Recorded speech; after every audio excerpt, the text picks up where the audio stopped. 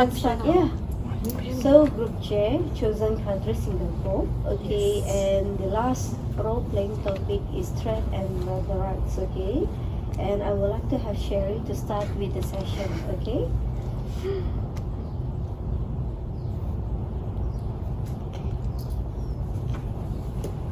Good afternoon, everyone. Good afternoon. Regarding the topic today, I would like to talk about threat and labor rights. Okay. The NWC, which is the National Wages Council in Singapore, provide guidelines on wages adjustment, emphasizing fair wages and the needs for employees to share productivity gains with employees. This can promote equity in wages adjustment, contributing to a more inclusive and social responsible business environment. Okay. The NWC affirms that wage growth should be in line with productivity growth, considering the sustained productivity growth over the longer terms. Employees should ensure that wages continue to reflect the increased labor productivity. So, what is the opportunity actually? The opportunity is everyone can got the fair wages from the employers in Singapore. So, what will be the opportunity for me? Since that I'm the client, I would be the one that want to do international trade in Singapore. So, what is the opportunity for my part? The investor can have done. They can. Prospects should reward their employers with built-in wage increases and variable payment commensurate with the employer's performance and employees' contribution. Okay, thank you. How about you, Maureen? What is the opportunities that you can find in Singapore in terms of trade and labor rights? The opportunity that, according to the ILO Global Wage Report,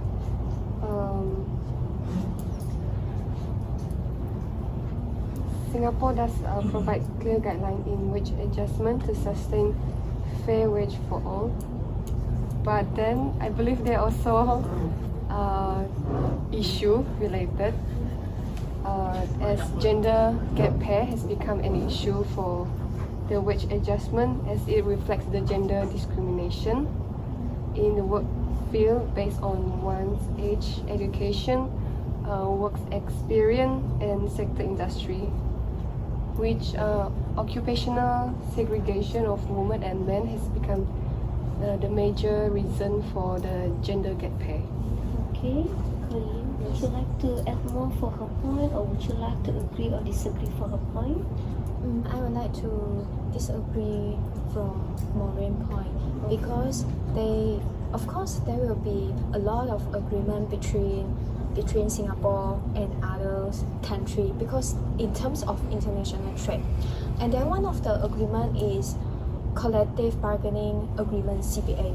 It is a negotiated agreement between employers and trade unions that covers terms and conditions of employment. Its benefits is to enhance worker welfare as it provides an opportunity to establish terms and conditions that prioritize the welfare of workers, including fair wages that mentioned just now, and then reasonable working hours and improved benefits. For instance, CBA often addresses employee welfare, including healthcare and retirement plan. This leads to the improvement in existing benefits or the introduction of new benefits, providing them with a sense of stability. As a result, it is not only improve their well-being but also can improve their job satisfaction. So, position Singapore is a low-risk employment issue, healthy labor law and effective enforcement. So investor is suggested to invest in Singapore because of its minimum risk of labor-related dispute, which ensure smoother business practices. Okay, how about your favorite? What is your opinion about Ying point of view or the discussion just now?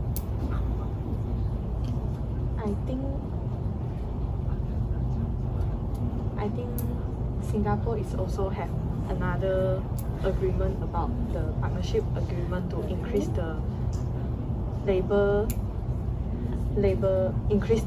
to improve the labor and the condition of their work. So the Singapore has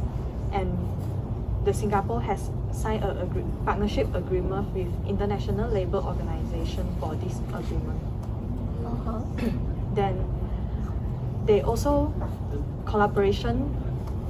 Singapore also collaboration with with the International Labour Organization to stay informed on global best practice and standard in preventing the child labor.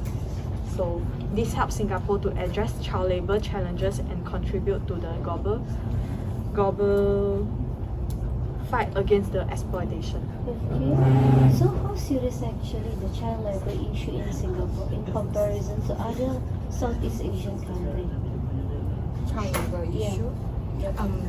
Personally, I think child labor issue in Singapore is very under control because they have the Employment Act and Children and Young Person Act. So if employer need to recruit any young kids or children, they need to follow the guidelines and status under the MOM. So if investors are interested to invest in Singapore, I don't think they will in recruiting any child labor at first. So this shouldn't be an issue at first. Okay, based on your discussion so far, you emphasize on how good is the regulation in Singapore, right?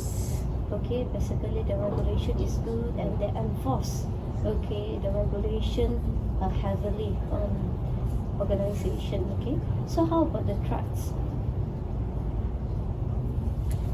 That would be the opportunity, right? They have having a good regulation. So how about the trust?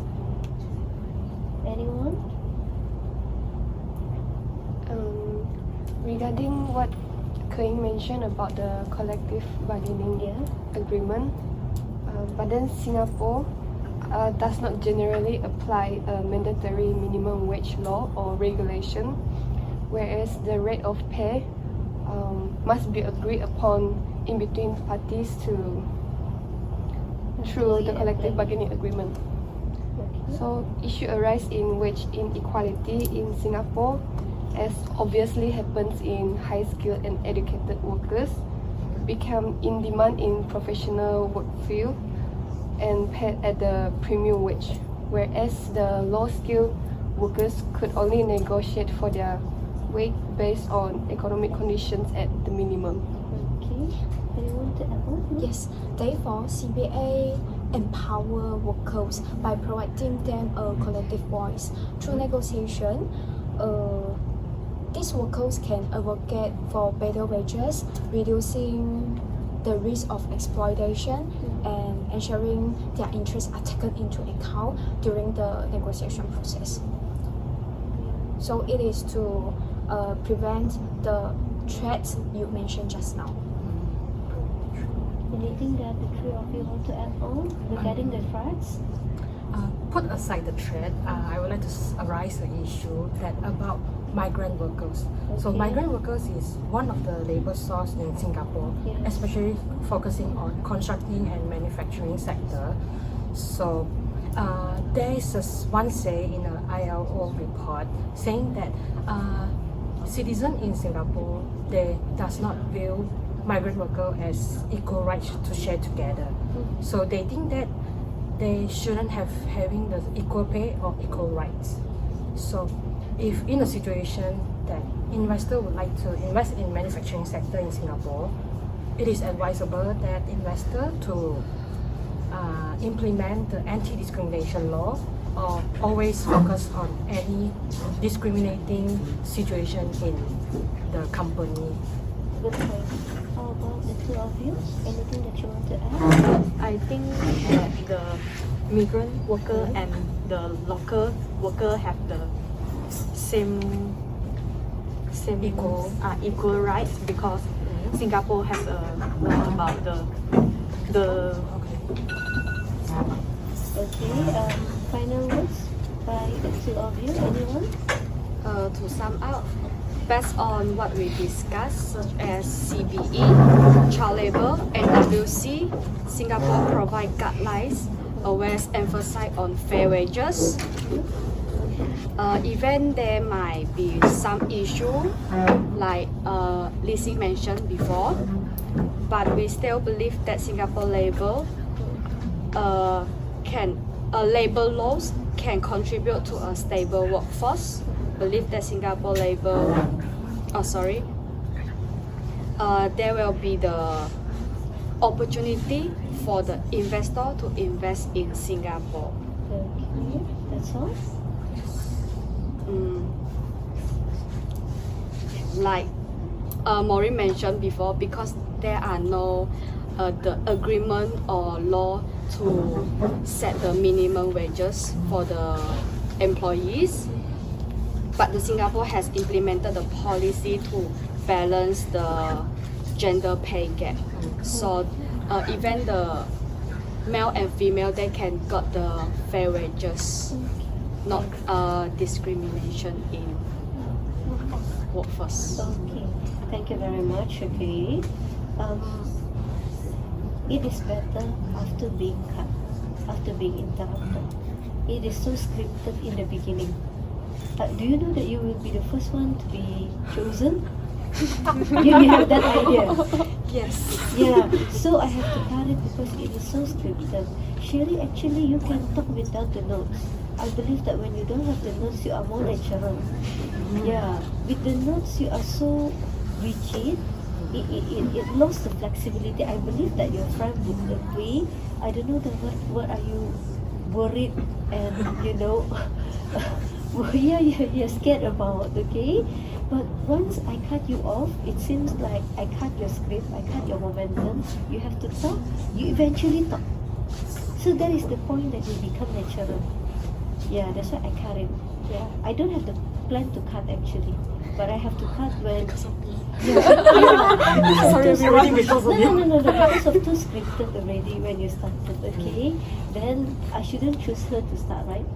Since that she scripted everything already, okay? No, So, no. but this one is good one. I believe that when I choose the second one, I pass it later, I pass it randomly, you will become more active listener. That's why you will mention that Maureen said, YING said, she said, okay? You are more, how to say, aware of what's happening. So that is what I want, okay? So we minus the first few minutes, it actually was good after that, okay? Only the first part very scripted, okay? Are you practicing the intonation or what actually? That is... 音调, the 音调. No lah. Yeah, Personally, she like to talk like that lah. I don't think that is her natural... she always talk like that one. Yes. My personality. Really? Yeah. Yes. The intonation is like that. Yeah. But it doesn't seem like that last week and last week. Because Last week, nervous like you kanchiong. say, yeah. Yeah, She was nervous. Yes. Oh, okay. Today you are not Yeah. that nervous. This time she tried to. Last time, Rob. Yeah, she tried to be relaxed. Yeah. Using You all want to the go to- tone. Hey! Okay, then off you go. You can go already. Okay. The next group, guys. Thank you, Doctor. Thank you, Doctor.